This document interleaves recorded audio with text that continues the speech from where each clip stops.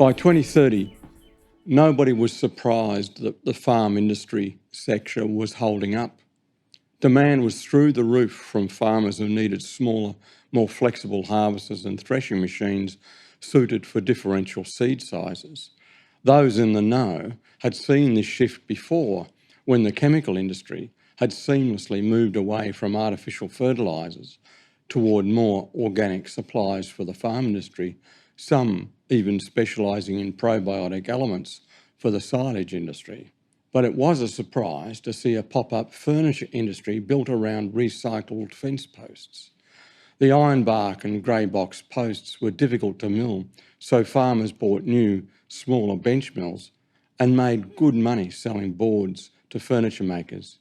The hipsters, now known as chipsters, couldn't get enough of the new rugged furniture made from 70-year-old timber with that distinctive grain of age and gravitas.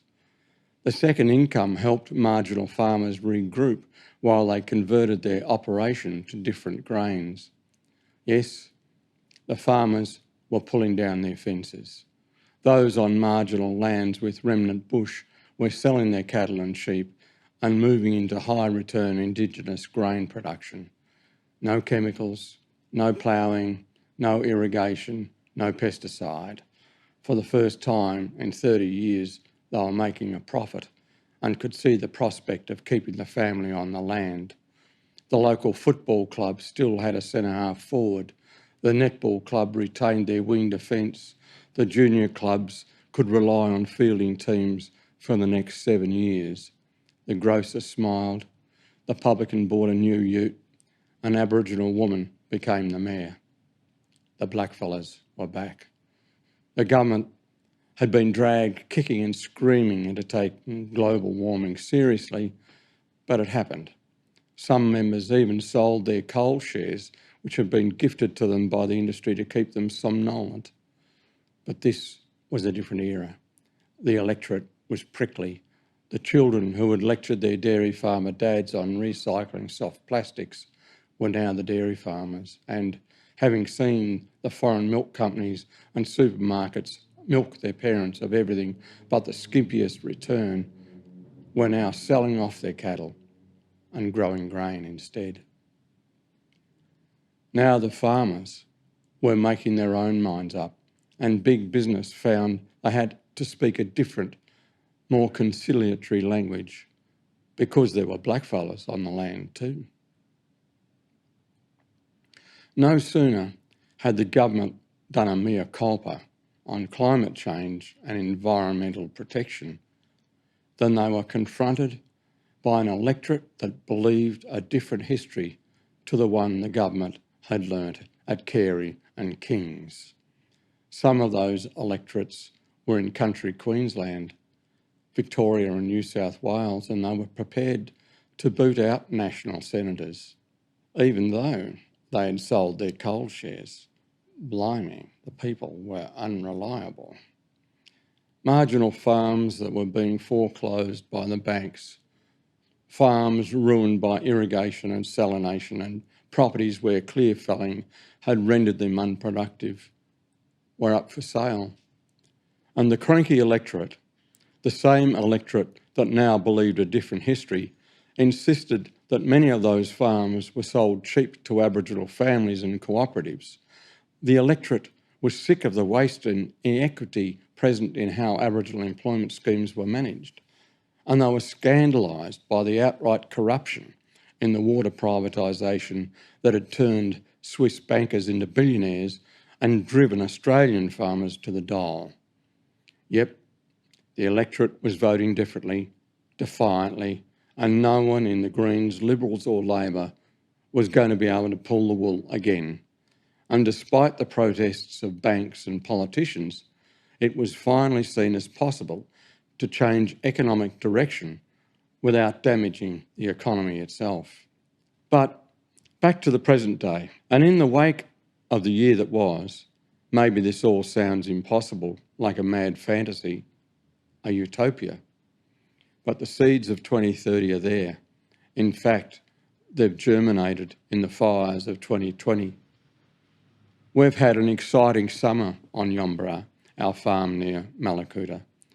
Last year, we were burnt from fence to fence, but in June, we were able to harvest a grass, Mamaja Naluk, dancing grass, because the fire had allowed it to become the dominant grass species once again, because this place has been growing grain for Aboriginal people for centuries. This is not black armband agricultural zeal. It is soil science, cold, hard, scientific analysis. The canopy of the forest was obliterated in January of 2020, and it was hard on the heart to drive through those burnt forests, to live amongst their silence. But Mother Earth had a message for us, not just in the miracle of bronze and pink epicormic shoots bursting from the branches as if an overexcited florist had been on the rampage, not just in the triumphant eruption of vivid green tree fern fronds, not just in the best orchid season anyone has ever seen, but the grasses returned too. Now that the sunlight could reach the ground of the forest and carbon was plentiful, the original grasses returned. How had they done that? Was the seed always there, waiting? We don't know the answer to that yet because we've been too busy harvesting. Redleg and Garara Naluk returned in abundance. The forest was unrecognisable. We towed our little Mandu harvester through the bush and around the trees, working as quickly as we could before the seed dropped. Kids following our harvester were getting excited about the aroma. The heat from the engine was lightly roasting the grain, and the aroma was intoxicating. The kids wanted lunch. Now. It was a relatively easy harvest, and now the threshing is going well too. If the bread baked from our Mamaja Naluk and Burul Naluk is dark and flavourful enough to make bakers think of buying a new car, then Garara Naluk will have them moving to a bigger house. This new industry is happening. No one anticipated 3 different shelves of coconut water or 5 of chai in the supermarket, but they are there. No one thought that Australians would be eating bread from anything but Egyptian and European grasses either, but that is about to happen. Very few people know much about Murnong and lily tubers at the moment, but they too will be in the supermarket vegetable section, and friends of mine have just had a meal of potato orchid tubers. Orchid fanciers are a more extreme version of the bird twitcher, and as a collective, they are a serious and nervy bunch. The thought of people eating their fascination will cause palpitations in their sensible shirts, but quiet are beating hearts. It is not the eating of the orchid that is the danger, it is how we utilise land. When Europeans first invaded Melbourne, the whole district was dominated by a white orchid. It wasn't there for floral arrangements or still life opportunities, but for the bounty of its food source. Aboriginal people appreciated that beauty, but thrived on its nutrition. The arrival of sheep has almost completely eradicated this food plant. It will come back because hipsters will insist on it, just as their less manicured forebears saved the whale. Yes, these new foods will happen. They will produce a truly Australian cuisine that overseas visitors will travel to experience. Not only that, the shift to these products is not in doubt because people will see the agricultural sense in farming not just delicious products, but growing things that need no fertiliser or extra water because of the hard-nosed economy of doing so. No, the production and sale of these foods is not in question. It is the understanding that all the foods mentioned are Aboriginal domesticates. These are plants that Aboriginal people harvested for thousands of years with diligent horticulture and environmental control. That continual seasonal harvest is exactly how wheat became wheat and strawberries became strawberries. Human intervention. Back on the farm, we are under siege from industry to provide them with our foods. We have about $7,000 worth of second-hand equipment, and are lucky to have a couple of philanthropists backing us with modest funding. We live on a rag. It's not even oily. We employ 3 to 8 local Aboriginal people thanks to that philanthropy and the sales of dark emu, and we have been allowed to harvest the Mallacoota airport for the last 6 years. But we are a tiny operation, and the only way for us to be able to meet market expectations is to receive the warmth of the Australian heart. And that's where we need to start talking about radical intervention to kick ventures like ours into something that could start to resemble that 2030 vision. The hard part will be to acknowledge and respect Aboriginal provenance. If it was hard to recognise the Aboriginal landscape as a field of provision, then this acknowledgement will be like pulling teeth. After 250 years of colonisation, we think we've solved the Gaza Strip crisis by changing one word in the national anthem. Without spending one extra dollar, the government could include Aboriginal people in the food market through the Agency of Supply Nation, favouring Aboriginal farmers. But the thing Aboriginal people need most is land. Bureaucratically, it will be easy to bring land share to Aboriginal communities. Begin by not selling the old missions off as housing estates. Begin by allowing us to revive the farms scorched by salination and the millions of Central Australian acres stamped and denuded by cattle. That cattle industry survives on myth as much as meat. The sunburnt Aussie out there at the whim of a savage man with nothing to cheer him but the Flying Doctor and the Todd River races. Fly over that country in a small aircraft and count the cattle. The country is stripped, it is bare, full of weeds and not much else. Aboriginal grasslands were destroyed by the hooves of those cattle, but more dramatically by the mouths of voracious sheep whose dental architecture has done more to ruin Australian soils than overploughing, and that is a big claim. The lands of Aboriginal people were stolen for an industry which is highly destructive of soil health, but whose economies are largely mythical and propped up by government with a welter of compensation schemes. Once again, those farms can be productive with different management. The white population of Broome laughed up their short sleeves when the local Aboriginal people bought one of the big stations and halved the stocking rate, fenced off the watercourses and dams, but the grass came back. The cattle flourished and Aboriginal people were employed on their own traditional land. But that wasn't all. The totemic brolga and whistling duck returned too. A country where hardly a budgerigar could be seen, but which had been described by explorers as a place almost carpeted by their opal flocks, saw their return. It is possible to produce this economic and environmental restoration, but the hard part is to value the Aboriginal heritage and insist on Aboriginal people being a natural part of the economy, education and the constitutional law. Change to economic management is not the end of civilisation. When dark emu came out, a backlash began. People seemed to fear a resurgent black population and the support they were garnering from the electorate, young voters in particular. The fact that Aboriginal people had an agriculture fitted to the soils and climate of the continent sent some curmudgeons into vapours. The leader of this push runs an agricultural chemical supply company. To reduce the amount of artificial fertilisers, pesticides and herbicides being flung into our environment does not mean the sky will fall in.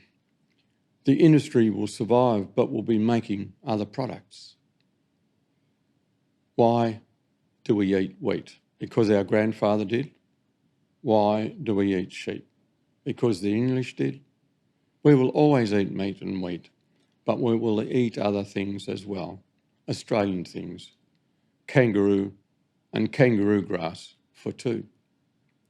Restaurateurs know that it hasn't caused collapse, and soon the supermarkets will be selling them too. What has stopped us from harvesting kangaroos before? Because they jump?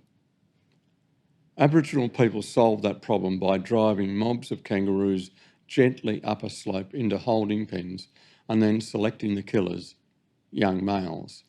This was a common practice, but the species was abundant when the colonists arrived.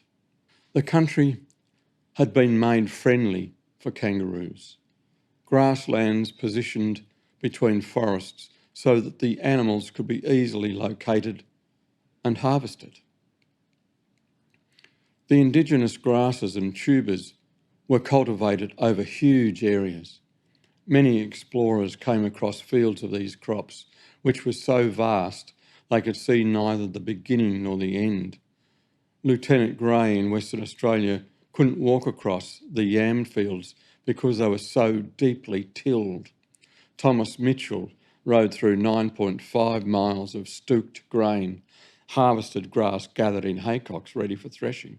What happened to that abundant grassland where the heads of the grass came up to Mitchell's saddle? The horse, barely able to see where it was going, they are mostly gone. You can follow Mitchell's journey, but your footsteps will raise dust.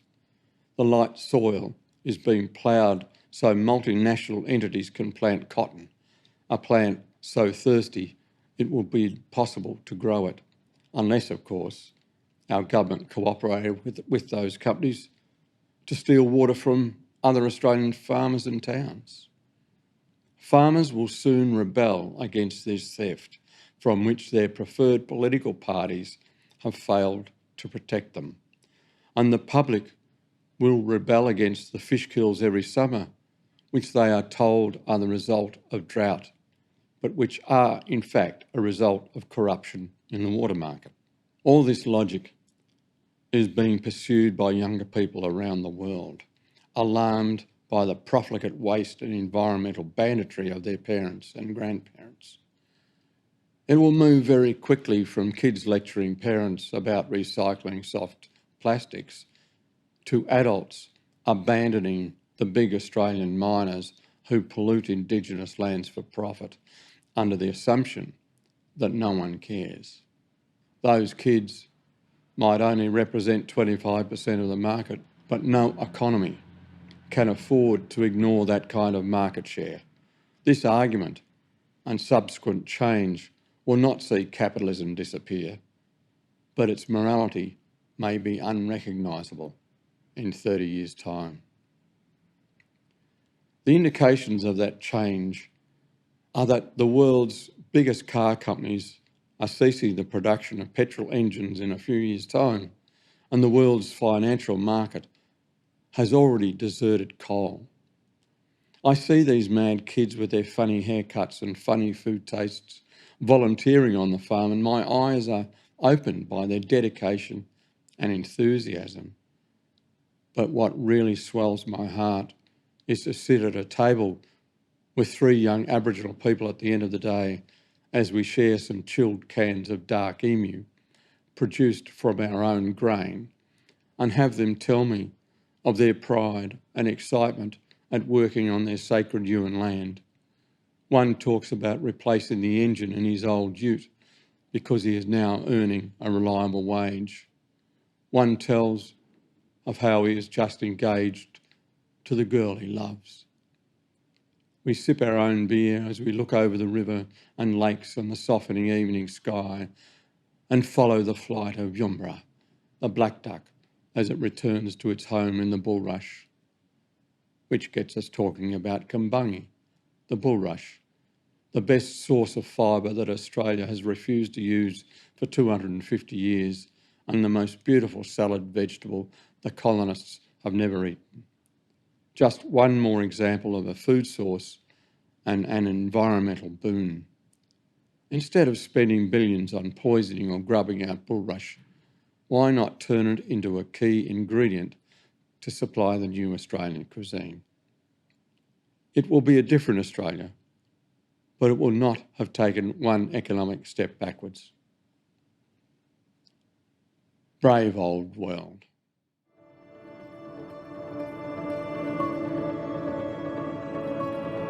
Visit wheelercentre.com for the best in books, writing and ideas from Melbourne, Australia and around the world.